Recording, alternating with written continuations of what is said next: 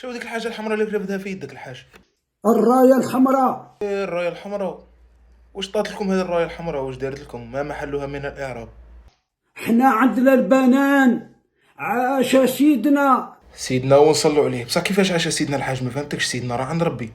سيدنا يعطينا البنان فافور فافور فافور. سيدنا يعطي لكم البنان فافور؟ شاك تهضر الحاج؟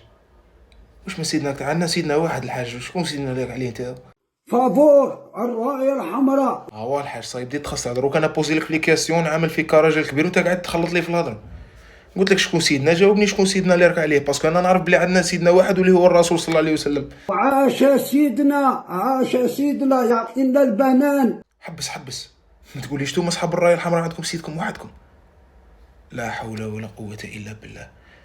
كيف احنا الرئيس تاع الجزائر مالغري يكره اليهود وعنده عداوه مع اليهود نعيطوا له عمي، وانتم اللي مطبع مع اليهود تعيطوا له سيدنا؟ ياك انتم مسلمين. حنا عندنا البنان وانتم ما عندكمش البنان، وسيدنا يعطينا البنان فافور. عاش سيدنا. ولكن يا عمو داك البان اللي كيعطيه لكم سيدكم فافور كيعطيه لكم غير باش تسبوا الجزائريين، باش ديروا شي فيديوهات وتسبوا فيهم الجزائريين. نتوما عاطين لكم البنان باطل وحنا عاطين لنا السكنات باطل، التعليم باطل، الطب باطل، منحة البطالة الحاج.